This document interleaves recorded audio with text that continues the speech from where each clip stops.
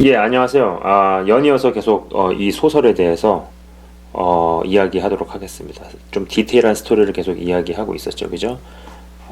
로보포칼립스라는 소설입니다. 한국말로 번역을 해보자면 뭐 로봇 계시록 정도가 되겠죠. 예. 어, 자, 이제 그 아르코스 14라는 그 인공지능 기계가 여러 다른 기계들 아니면 다른 컴퓨터들 그리고 뭐 어떤 사물 모든 사물들에 내장되어 있는 그런 칩들을 다 이제 조종을 하기 시작하죠. 그래서 이제 인류를 상대로 반란을 일으키는 그런 이야기, 일으키어가는 그런 이야기들, 그리고 전조들 이런 이야기들 아까 했었습니다. 자, 연이어서 이어서 이야기하도록 하겠습니다. 자, SAP 로봇 관리 잘못의 책임으로 아프가니스탄의 그 미군 군인 생각나시죠? 예, 휴머노이드 로봇들 원래는 평화 관리나 그다음에 이제 뭐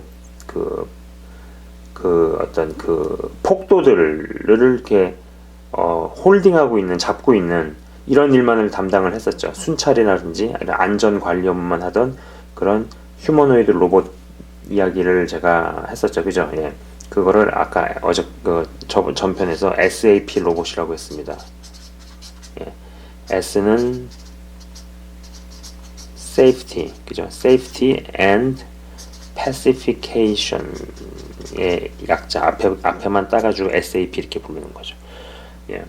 그 SAP 로봇 관리의 잘못의 책임으로 인해서 폴 블랜튼은 군법에 회부되고 아프가니스탄 내 미군 군대 감옥에 수감됩니다. 폴 블랜튼이요. 그리고 참고로 이 폴 블랜튼은 오사즈 네이션의 구성원인 전직 경찰이었던 로니 웨인 블랜튼의 아들이죠. 예, 로니 웨인 블랜튼.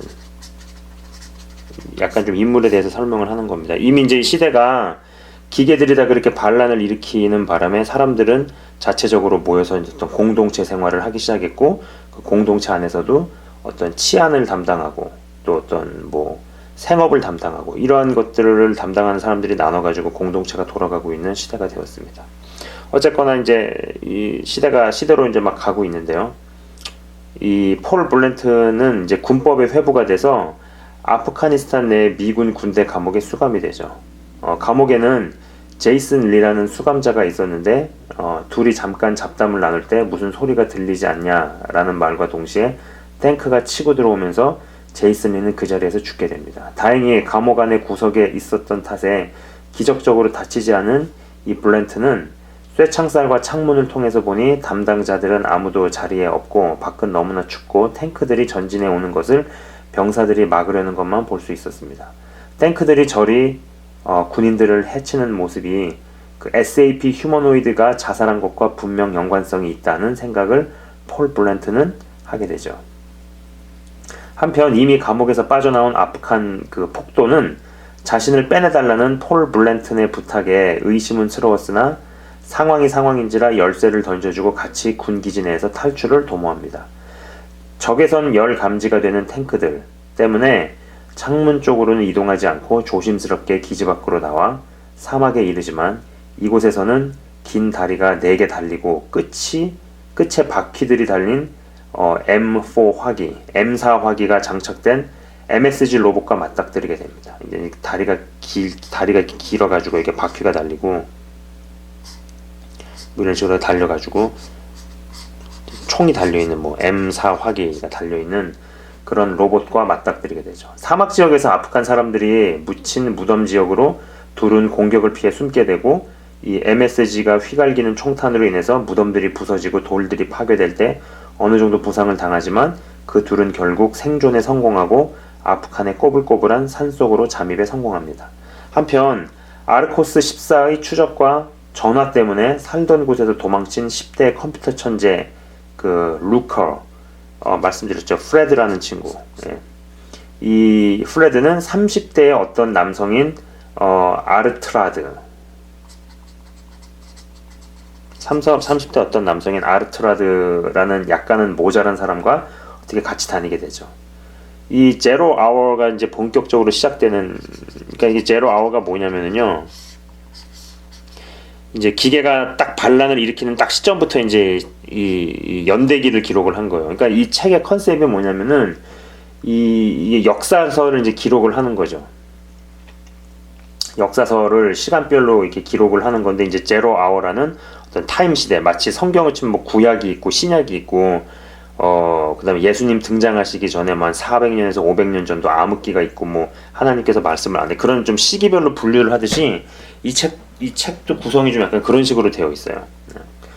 그래서 이제 그 제로 아워, 그러니까는 기계가 본격적으로 인류를 향해서 반란을 일으키는 어떤 그러한 시작이 되는데, 그 둘 도망을 친 이제 이 프레드하고 아르트라는 배를 타고 템즈강을 운항 중이었는데, 이때 런던 시내에서 다음과 같은 안내 방송이 도시 전 지역에 반복적으로 나옵니다.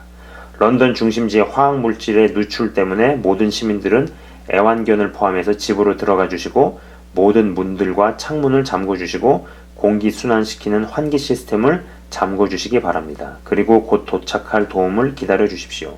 사고의 특성 때문에 사람이 동반되지 않는 기계화된 시스템이 여러분의 구조를 위해서 쓰일 겁니다. 그러니까 이 얘기가 뭐냐면은 기계 로봇을 집집마다 방문시켜서 너희를 죽여버리겠다 라는 뜻이죠. 거짓말을 하는 거죠. 도움이 도착할 때까지 비상경보 시스템 공지를 위해 당신의 라디오를 모니터 하십시오 라는 방송이 도시 전체에서 계속 흘러나오게 됩니다. 화학물질 누수라는데 우리도 창문을 닫아야 한다라는 이 아르트라드의 말을 무시해버리고, 이 루커, 프레드라는 이 친구는 이게 아르코스 14에 계획된 대량 살인임을 알고 배를 정박시키기 위해 이동하는데, 어떤 은색 차량이 자신의 배를 정박시키려는 항구로 계속 쫓아오는 것을 보게 됩니다. 자신이 추적당하기 때문에 저 차가 온다고 생각한 그 프레드는 셀폰에서 심카드를 빼서 버리고 셀폰 기계도 바다로 버리게 됩니다. 결국 그 회색 차는 배가 들어오는 입구 쪽에 처박히게 되고, 프레드와 아르트라드는 차 안에서 이미 죽어있는 남자와 조수석의 여자, 그리고 뒷좌석의 아이들을 보게 됩니다. 예.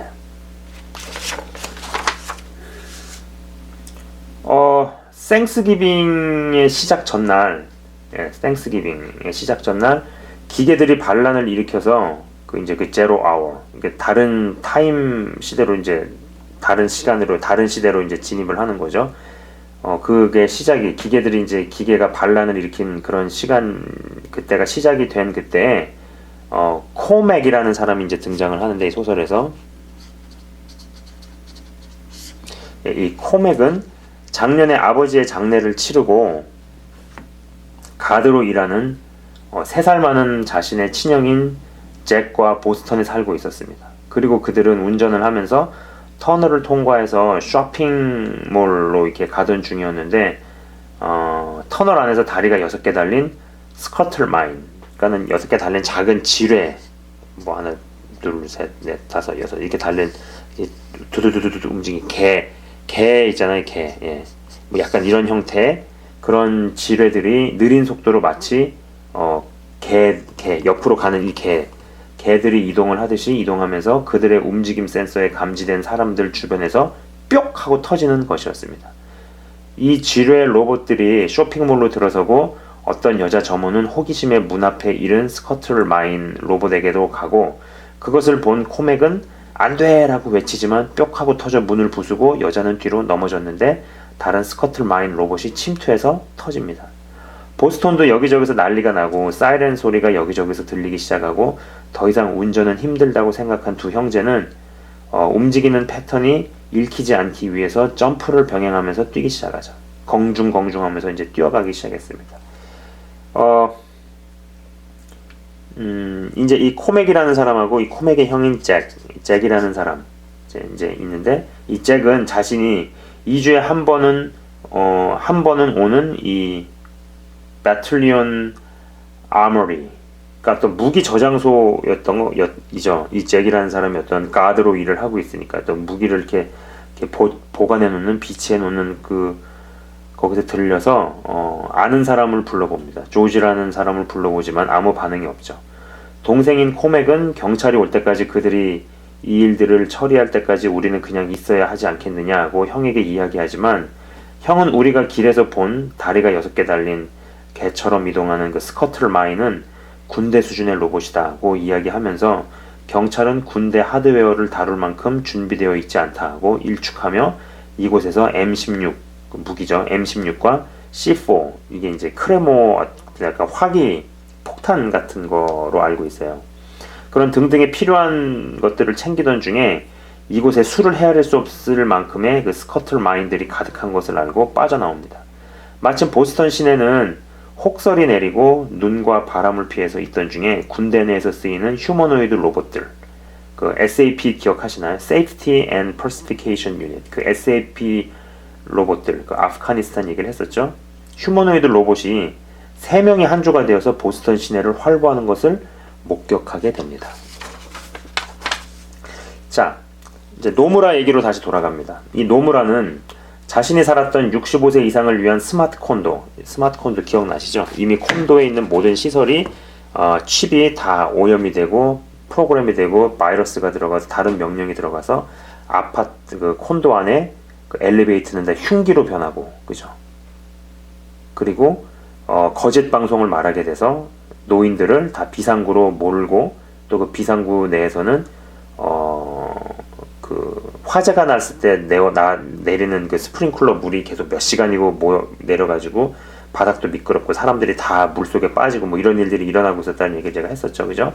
자, 그 노무라는 자신이 살았던 이제 65세 이상을 위한 그 스마트 콘도를 유빈쿤 그 콘도 안에서 우편물을 배달을 하는 우편물을 이제 각자 어떤 호수에다가 이제 그렇게 배달하고 집어넣는 그 로봇의 이름입니다.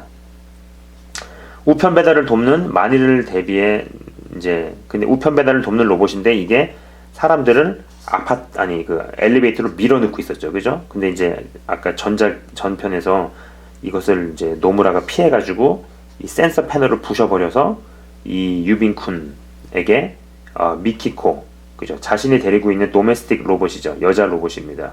미키코를 쉽게 하고 그가 일했던 공장으로 데리고 옵니다. 그가 일했던 공장에서의 여러 로봇들은 다행히도 아르코스 14에 의해 이상한 영향을 받지 않았던 로봇들이 대부분이었고 노무라는 자신의 기술로 그곳에 있는 로봇들 중에서도 특히 공장의 큰 시설들 로봇들, 이를테면 크레인을 드는 로봇이나 생산 과정에서의 로봇 팔들을 자신의 편으로 확실히 만들어 놓습니다. 한편 커다란 자이언트 로봇이 여러 종류의 로봇들과 함께 공장에 쳐들어갑니다. 어떤 로봇은 뭐 바퀴로 굴러가고 어떤 로봇은 걷기도 하고 대부분의 예전에 구매 가능했던 도메스틱 이제 로봇, 그러니까 집안 내에서 쓰는 그런 로봇들이었죠. 그러니까 공장에 가서 왜 자동차 같은 거 어셈블리 라인, 생산 라인 같은 거 보면은 여기에 팔 이렇게 크게 달려가지고 이거는 짝짝짝 뭐 찍기만 한 이런 로봇들 있잖아요. 이것도 다 로봇이에요. 예. 그 공장에서 이제 이 일본 사람 노무라라는 기술자하고 그 다음에 두 로봇, 하나는 미키코라는 여자 로봇, 휴머노이드 로봇, 그 다음에 우편 배달 로봇, 이 두 개를 데리고 공장으로 들어간 거죠. 자, 근데 이제 이 공장이 침입을 받죠. 침입한 커다란 거인 로봇과 공장 내의 로봇들이 서로 싸우게 되는데 결국 공장의 로봇들이 이기게 되고 커다란 콘크리트를 거인 로봇의 얼굴에 떨어뜨리는 것으로 싸움은 끝납니다. 새로운 부품과 기계들을 구하게 된 노무라는 공장을 계속 업그레이드 시킬 수 있게 되고 이 공장이 일본 내에서 아르코스 14의 공격에 맞서 사람을 대피시킬 수 있는 장소로 떠오르게 됩니다. 자, 오사지 네이션 기억하시나요? 오클라호마주의 출신 사람들이 주축이 되어서 이제 그레이 홀스, 뭐 회색말이라는 이름 하에 공동체를 꾸려나가기 시작한 이후로 락 아이런 클라우드라는 청년이 있습니다. 그냥 편의상 그냥 클라우드라고만 쓸게요. 뭐 구름 뭐 이렇게 하니까. 클라우드라는 청년은 사사건건 이제 행크 코튼이라는 사람과 부딪히는 거죠. 공동체 내에서 뭐 부딪힐 수 있는 거죠, 그죠? 뭐 이 행크 코튼이라는 사람과 부딪힙니다. 이 락 아이런 클라우드는 이미 이곳에서 150여 명의 젊은이들을 담당하게 되었고요. 자꾸 자신들을 갱스터로 이름하면서 군대를 조직하려던 것이었습니다. 이것을 보다가 로니 웨인 블렌튼, 그죠? 아프간에 있던 그 군인의 아버지죠. 전직 경찰입니다. 이 블랜튼이 이 젊은 친구에게 어떤 교훈이 필요하다고 생각을 하고 존 텐킬러와 같이 사람들이 모여있는 지역에서 3시간 정도 떨어진 숲속으로 캠핑을 떠납니다. 가면서 여러 대화를 하던 중에 이 젊은 클라우드는 나는 갱을 만들려는 것이 아니고 전사들을 만들고 그레이 홀스 아미 군대 회색 말 군대를 조직하고 싶은 것이라고 이야기를 합니다. 마침 그때 정찰 로봇을 맞닥뜨리게 되고 이 로니 웨인 블레인트는 너가 그럴 수 있는 사람인지 입증해 보이라며 그 젊은 그 라크 클라우드 그 라크 아이런 클라우드를 숲속에다가 버리고 자신들이 있던 곳으로 돌아옵니다. 이 로니 웨인 블렌튼은 폴 블렌튼 기억하시죠? 아프간에서 그 SAP 로봇 사고 때문에 군법 회유에 회부되어 재판받고 감옥에 있다가 탱크와 로봇들의 공격으로 인해 아프간 폭도와 같이 군기지를 탈출한 사람이죠. 그 사람의 아버지였고요. 무언가 입증해 보이지 않으면 큰 책임을 맡을 수 없다는 생각하에 자신의 아들도 그리 키운 자였죠.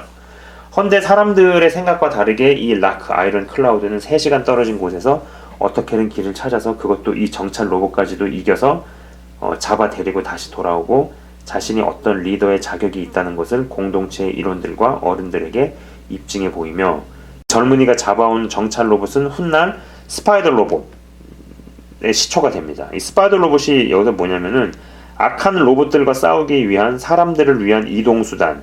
그러니까 어떤 식으로 생각하시면 되냐면은 웨어러블 로봇의 개념으로 생각하시면 돼요. 지금 이제 뭐 많이 개발하고 있잖아요. 이것도 제가 볼 때는 얼마 못 가서 곧 상용화가 될 거라고 저는 봅니다. 자, 다시 이 코맥 아까 기억하시죠? 이 코맥이라는 사람, 그 쇼핑몰, 그 다음에 이 지뢰, 이 코맥과 그의 형인 조안은 3개월에 걸쳐서 보스턴 스테이트, 보스턴주를 벗어납니다. 이 3개월 동안에 사람의 편의를 위해 존재하는 기술들은 많은 사람들을 살해했죠. 자동차와 가정용 로봇, 그리고 스마트 빌딩들, 그리고 살아남은 이들 중에서도 주요 도시들 밖에서 생겨난 수용소에 강제로 갇히게 된 경우도 허다했습니다. 이 코맥과 조안은 3개월에 걸쳐 이동하게 되고 포트 브랜 어떤 난민 캠프로 가려 했습니다. 포트 밴던에 있는 뭐 어떤 난민 캠프로 가려 했으나 이곳은 자신의 형은 가능하나 동생은 머무는 것이 허락될 수 없었습니다. 이 근처에서 맞닥뜨린 사람들은 중구난방으로 모여서 군집해 있었지만 이런 식의 마치 무슨 캠핑온 듯이 있는 것으로는 안 된다는 생각을 하던 차에 이 티베리우스라는 남자와 체라, 이 사람들에게 또 다른 지역에서 도망쳐 나온 사람들을 만난 거예요. 이름이 티베리우스. 그 다음에 체라라는 어떤 사람을 만나죠. 이 사람들은 알보니에서 도망쳐 나왔습니다.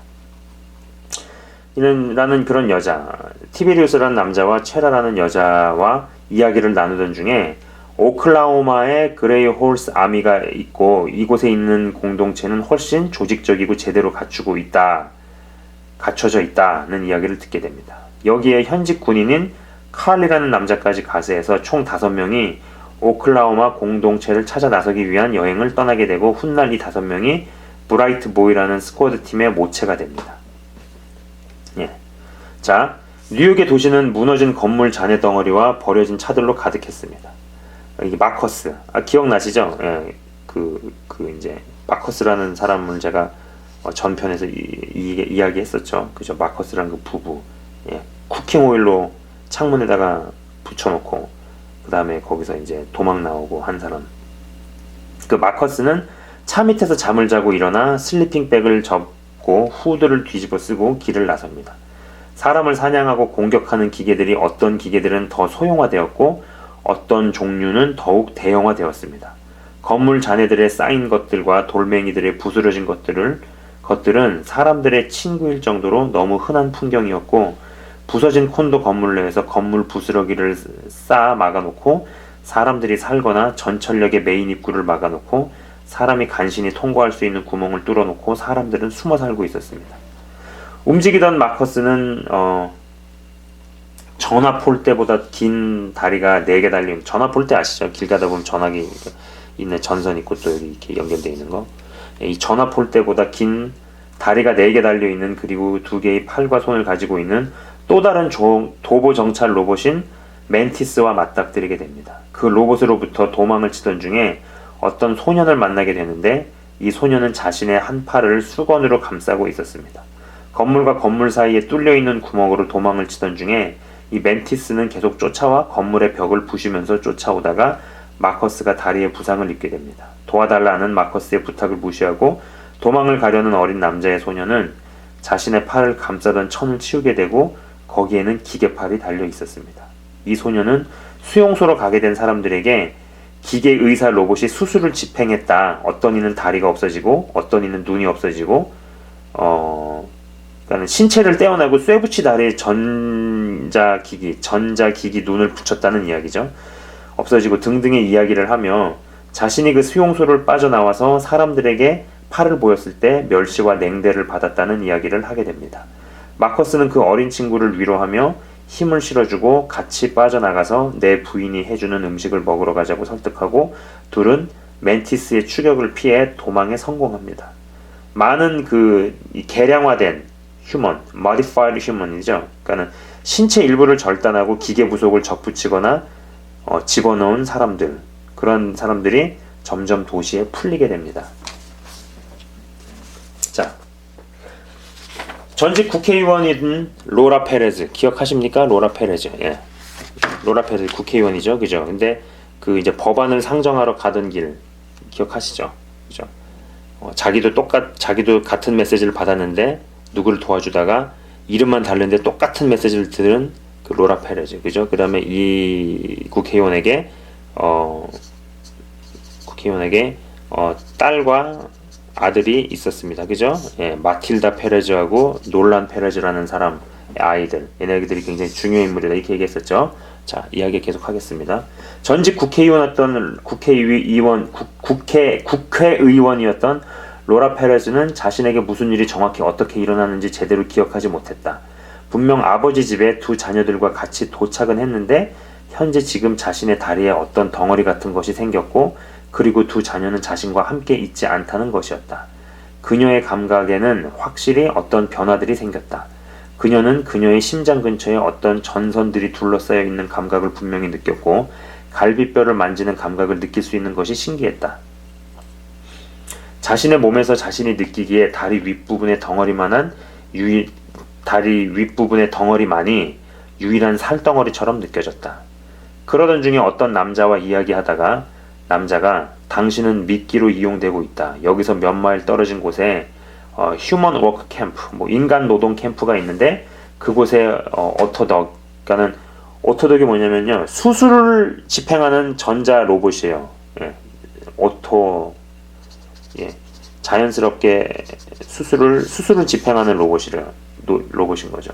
그러니까 오토덕이 수술 집행 로봇이 당신 몸속에 기계 부품을 넣었고 그 기계 부품이 당신이 어딜 가든 추적이 되는 미끼로 쓰이고 있으니 나를 따라오지 마라는 이야기를 합니다. 이 한편 이 로라 페레즈는, 이 딸이죠. 로라 페레즈는 인간 노동 캠프를 찾아가게 됩니다. 이곳에서는 기계의 통제하에 사람들이 일을 하고 있었고 일을 열심히 하고 줄을 지키면 먹이고 따뜻하게 유지해주며 생존하게 해주는 곳이었습니다. 이곳에서 자신의 자녀들 마틸다 페레즈와 놀란 페레즈를 찾아내는데 마침 기계팔 로봇이 이 마틸다 딸에게 기계눈 이식 수술을 마치고 다른 작업을 하려던 참이었죠. 수술 로봇을 부시고 자신의 자녀들과 그곳을 도망쳐 나오는 중에 로라 페레즈는 두 자녀들만 노동 캠프에서 도망시키고 자신은 죽게 됩니다. 마틸다 페레즈는 두 눈은 사람의 눈이 아닌 기계 눈이었는데 인간의 눈이 보거나 감지할 수 없는 것을 보거나 인식하게 되는 대단히 특이점이 있는 눈을 장착하게 됩니다. 자, 한편 폴 블랜튼, 아프간의 산등성이로 오르게 되죠. 기억하시죠? 아프간에서 그 책임자 도망친 아프간의 산등성이로 오르게 됩니다. 군대 감옥에서 빠져나오는 과정 중에 자바라는 아프간 현지인과 서로 도움을 주고받으면서 아프간의 산속까지 오게 되었는데 사실 도망 과정 중에 그를 만나게 된 것은 잘된 일이었죠. 아니었으면 로봇 기계는 피했을지 몰라도 산속에 숨어 사는 아프간 현지인에게 벌써 죽음을 당했을 것이었습니다. 아프간의 산속을 뒤지던 중에 아르코스 14가 이곳에 연구소를 차려놓고 지구의 생태계를 연구하고 있다는 것을 알아차리게 됩니다. 물론 그 당시에는 아르코스 14의 존재를 몰랐습니다. 자, 런던에서 살아남은 그 프레드 기억하십니까? 런던에서 살아남은 그 말씀드리는 프레드, 예, 컴퓨터를 굉장히 잘하는 천재였죠. 그러나 이 친구가 아르코스 14를 개발을 했던 그 니콜라스라는 박사, 그죠? 아무튼 그 박사한테 연결이 돼서 이걸 추적을 하는 바람에 아르코스 14가 이 프레드를 추적하는 부분을 전편에서 제가 전 비디오에서 이야기를 했었죠. 그죠? 가는 곳마다 모든 CCTV가 다 얘를 쳐다보고 얘가 지나가는 곳마다 모든 사람이 있는 곳에 셀폰이 다 울려가지고 거기 프레드 누구냐고 막 찾는 전화가 오고, 그죠? 야, 그런 일 생기면 얼마나 무서울까요? 그죠? 네. 아무튼 자, 런던에서 살아남은 이 프레드, 예, 10대 컴퓨터 천재 해커. 이 프레드는 아까 말씀드린 것처럼 아르트라드와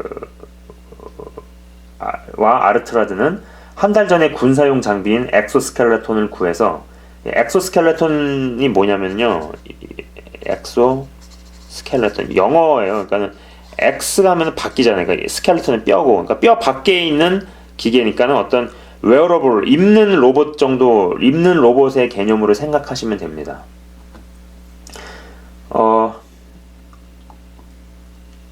군사용 장비인 이 엑소스켈레톤을 구해서 작동을 시키고 그것을 입습니다. 엑소스켈레톤은 완전한 몸의 형태이고 사람이 착용을 하지 않았을 때는 배낭에 연결되어 있는 팔과 다리의 전선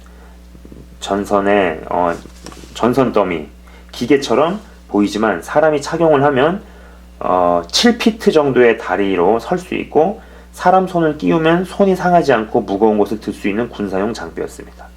여러분 혹시 영화 아이언맨 뭐 이런 거 기억하시나요? 아이언맨이나 뭐 트랜스포머 약간 그런 것들이 그게 그냥 영화로 끝나는 얘기가 아니에요. 실제로 그렇게 가고 있습니다. 모든 기술의 진 발전은요 실제로 그렇게 가고 있고 멀지 않은 때에 그런 것들이 상용화 될 수밖에 없는 구조로 지금 가고 있죠. 자, 런던에서의 기계들의 공격은 대단히 빨랐고 시작전부터 잘 조직하고 시작했기에 런던 중심부의 거리에는 사람들이 없었습니다. 그래서 두 사람이 10피트 도보, 뭐 기계의 발크기죠.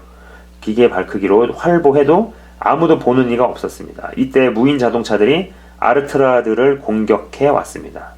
뭐 트랜스포머 아이언맨 같은 영화에서 싸우는 장면을 조금 생각해 보시면 될 듯 싶네요.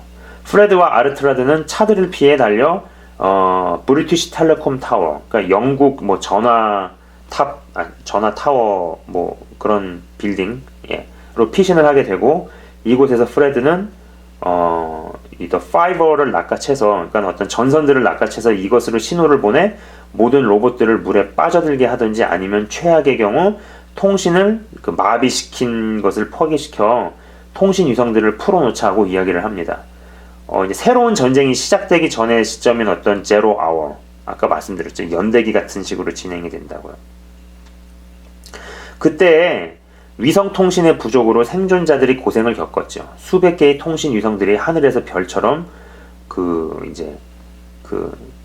기계가 전쟁을 막 시작하는 그런 때에 떨어져 내렸습니다. 많은 위성들이 남아 있었지만 통신 위성들이 남아 있었지만 작동 가능했으나 어떤 불능 상태였죠. 이제 건물 안으로 들어가서 복도의 끝에서 쇠문을 열고 들어가니 1층의 모든 표면을 덮었던 재료들의 잔해들이 쌓여있는 것들이 있고 그 중심은 빌딩의 전 높이를 관통해 올라가는 단단한 실린더 모양으로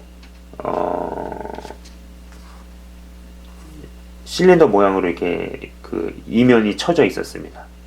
위층들의 바닥과 이걸 좀 그림으로 그려보자면은, 그러니까 위층들의 바닥과 벽들로 쓰인 잔해들에 쌓인 것을 보니까 상층부의 이 트랜스미터로 가는 것은 불가능하다고 생각한 이 프레드는 아르트라와 지하로 내려가게 되고 여기에서 하드웨어들이 쌓여 있는 것을 보게 됩니다. 그리고 지하에서 지상으로 구멍을 통해 어떤 기계들이 움직이고 있고 흰 플라스틱으로 만들어진 4발 달린 도마뱀 로봇이 위아래로 움직이는 것을 보게 됩니다. 그러니까는 약간 이런 거죠. 이 친구들이 베이스먼트를 가니까는 기계들 스택이 막 쌓여 있는 거예요. 예. 어마어마한 양이 막 쌓여 있는 거죠, 기계들이. 그리고 이게 이제 여기가 이제 베이스먼트면은 일단 여기는 이제 1층이잖아요. 근데 여기가 이제 뚫려서 여기는 건물 잔해들로 이렇게 쌓여져 있고 이게 뚫고 들어가서 2층, 3층 그래서 이런 식으로 쭉 여기 올라가 있는 거예요. 이런 식으로. 그래서 이게 흰색 도마뱀 로봇이 막 왔다 갔다 하고 하드웨어들이 엄청나게 쌓여 있고 그런 것을 보게 된 거죠. 아르트라에게 도망치라고 외치고 탈출을 시도합니다만 이 엑소스켈레톤, 그러니까 웨어러블 머신, 이 입는 그 로봇이죠. 그 로봇은 외부 통신 포트가 있는 군사용 기계였기에 이를 통해 미리 해킹을 해서 둘의 기계를 무력화시킵니다. 결국 아르트라는 죽게 되고 프레드만이 아르코스 서브마인드에 불과한 컴퓨터와 잠깐 대화를 하고 그것을 탈출합니다. 그러니까는 여러분 아시겠어요? 그러니까는 이 아르코스 제 전편에 얘기했던 전적 비디오에서 이게 지금 컴퓨터가 달린 모든 사물들에 다 연결이 돼서 그러니까는 해킹을 해가지고 바이러스 같은 걸 보낸 거죠. 근데 이제 이런 거는 여기는 더 스택이 많이 쌓였다는 얘기는 뭐냐면 훨씬 큰 용량으로 돌아가고 있는 어떤 서브 마인드였다라는 겁니다. 예. 얘네가 이제 인텔리전트 마인드 이렇게 딥 마인드 이런 식으로 얘가 대빵의 그런 거라면은 얘네들은 어떤 서브 조직 이런 애들이 또 전 세계 여기는 지금 런던 얘기잖아요. 그러니까는 다른 도시마다 이렇게 해당하는 애들이 아니죠. 이런 기계 덩어리들이 있었다라는 거죠. 제가 컴퓨터라든지 이런 컴퓨터 사이언스나 이런 쪽 전공이 아니라서 이 소설을 읽으면서 조금 이해가 안 되는 부분은 있었는데 그래도 대충 이렇게 오시고 계시다고 좀 생각을 해보고 싶네요. 예. 자, 일단 이거를 이야기를 하면서 한번 이제 거의 얼마 안 남았으니까 끝까지 이야기를 해보도록 하겠습니다. 자, 이제 기계들이 전쟁을 일으킨 지 1년째 아까 말씀드린 그 브라이트 보이 스쿼드 기억나시나요? 그 5명이 만나가지고 그레이 홀스에 합류하게 되죠. 그죠? 전 세계적으로 수십억의 인구가 도시 지역에서 죽게 되고 수백만 이상이 강제 노동소에 수감됩니다. 뉴욕시에서 조금 떨어진 그 노동 캠프에서 엄마 덕분에 탈출한 마틸다와 놀라는 안전해질 때까지 달려서 뉴욕에 이릅니다. 헌데 그 과정에서 놀란에게 아랫등에 쇠 조각들이 박히는 부상을 입습니다. 마틸다 페레즈는 기계 눈을 집어넣은 이후에 많은 변화가 생겼는데 이를테면 차도에 차가 지나고 나서의 그 차도에 남은 열의 흐름이 감지가 된다든지 기계에서 나오는 빛을 보고 기계가 어떤 메시지를 보내고 있다든지 그리고 기계에게 집중해서 어떤 메시지나 명령을 보내는 것이 가능해졌다라는 것이죠. 야, 이 대목은 진짜. 건물 잔해 더미에 숨어 있다가 마커스의 부인인 돈, D-A-W-N, 돈을 우연히 만나게 되고 이 돈과 함께 있던 중에 스파이더 로봇에게 명령을 보내서 로봇을 움직이게 하는 것을 보고 커뮤니케이션 포트를 잠시 열어서 수술 로봇에게 동생을 치료할 방법을 다운로드 받기 시작합니다. 개인적으로 이 대목이 정말 소름 돋았습니다. 많은 자료들이 마틸다에게 무선으로 수신되기 시작할 때 정보와 사진과 자료들이 여러 빛의 형태와 숫자, 글자들이 눈으로 지나가는 대목을 묘사한 대목이 저에겐 정말 충격적이었어요. 계급이 높은 로봇들이 계급이 낮은 로봇들과 대화하는 것을 알아듣고 파악할 줄 아는 희한한 능력이 생긴 이 마틸다 페레즈는 이 저항군 전투력이 없어서는 안 되는 존재가 되게 됩니다. 그리고 커뮤니케이션을 하던 중에 이 브리티시 텔레콤 타워를 탈출한 커뮤니케이션을 제거한 이 프레드가 남긴 짧은 메시지를 수신하게 됩니다. 자, 보세요. 그러니까는 이 마틸다 페레즈한테 이제 어떤 특이점이 생겼냐 하면은 사람의 눈은 상대방 얼굴을 보고 뭐 표정, 몸짓, 제스처 그런 걸 보고 이제 당황했네, 두렵네, 공포 이런 걸 알잖아요. 근데 이제 기계 눈은 상대방의 심장 박동, 피부의 땀, 그다음에 피부의 수축 정도, 동공 확장 이런 거를 보고 데이터를 분석을 해가지고 이 사람이 당황했다, 두려워한다, 공포를 느낀다 이런 거를 아는 거죠. 그죠? 한편 아프간에서 생태계 연구소를 비밀리에 만들어 놓고 계속 연구를 거듭하는 아르코스 14의 연구소를 발견한 군인 폴 블랜트는 살아남은 생존자들은 이제 군인들이 되어야 하고 전 세계적으로 연대해서 로봇 디펜스 액트가 발효되기 전에 법안을 뭉개버린 알래스카에 숨어있는 아르코스 14와 맞서 싸워야 한다는 메시지를 남깁니다. 자, 전 세계적으로 기계들에 맞서는 군대들이 자생적으로 생기게 되고요. 처음에는 이들을 잡아 죽이기 위해 왔던 기계들을 공격해 역으로 이들을 개조 혹은 개량해서 기계들의 공격을 방어하는 수단 혹은 탈 것으로 이동 수단이죠. 탈 것으로 되사용하기 시작합니다. 이 그레이 홀스 아미 같은 경우는 남녀노소를 통틀어 신체가 건강한 3,000명으로 구성되어 있는 조직이었습니다. 허나 사람들은 키가 8피트 정도 되는 다리가 4개 달린 스파이더 탱크를 개량해서 여기에 타기도 하고 2개의 타조다리 같은 7피트 길이 한 2m 10cm 정도? 2m 10, 20cm 뭐 정도 되는 길이에 이 톨 워커에 타기도 하고 아까 말씀드린 엑소스켈레톤을 생각하시면 돼요. 예, 입는 로봇이죠. 톨 워커에 타기도 하며 이동을 하기에 이 군대의 이동 모습은 사람과 개량한 기계를 타고 다니는 사람 이렇게 두 부류였으나 일본에 있는 타케오가 드디어 타케오의 부인 같은 로봇 기억하시죠? 미키코를 드디어 고쳐서 깨우게 된 후에 미키코는 어떤 노래를 중얼거리는데 이것이 전 세계에 많은 휴머노이드 로봇들로 하여금 아르코스 14의 부대에서 이탈해서 인간들과 연합하게 만듭니다. 어떤 특이 현상이 일어난 거예요. 미키코가 그러니까 저편 방송에서 미키코한테 공장 노동자들이 장난쳐가지고 어떤 걸 주머니에 넣었잖아요. 근데 그것 때문에 미키코에게 이상이 생겼는데 이 미키코를 고쳤죠. 고치고 나가지고 다시 깨어났을 때, 타케오가 미키코를 깨웠을 때 미키코가 무슨 이제 어떤 노래를 중얼거리게 됩니다.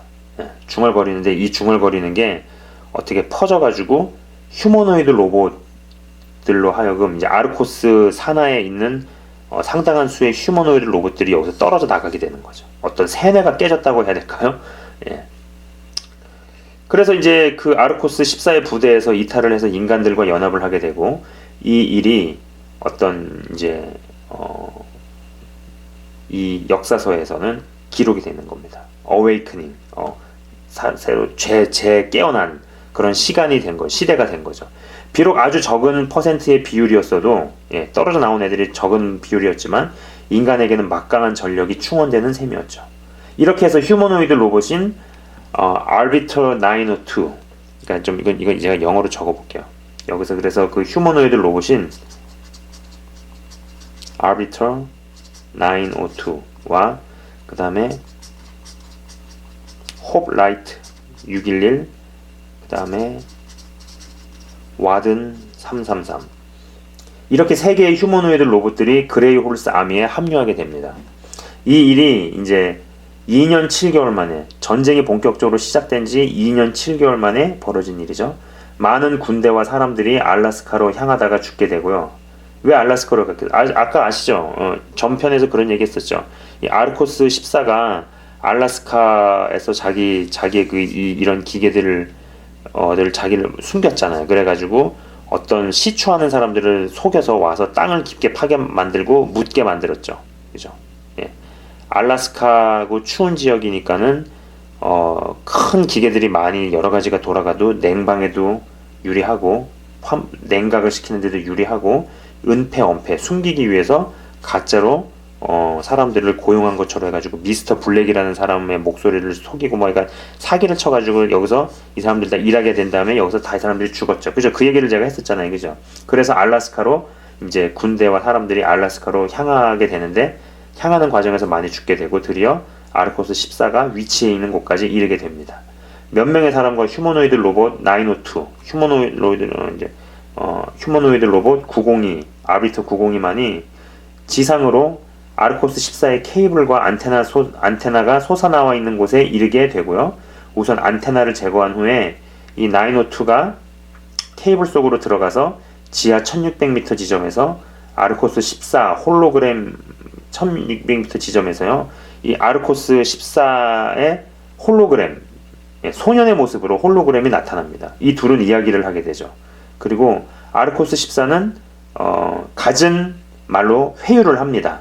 회유하고 설득을 하지만 이 902는 그 말에 속지 않고 시설을 부시고 홀로그램은 없어지게 되고 이 알비터 902는 다시 지상 밖으로 나오게 됩니다.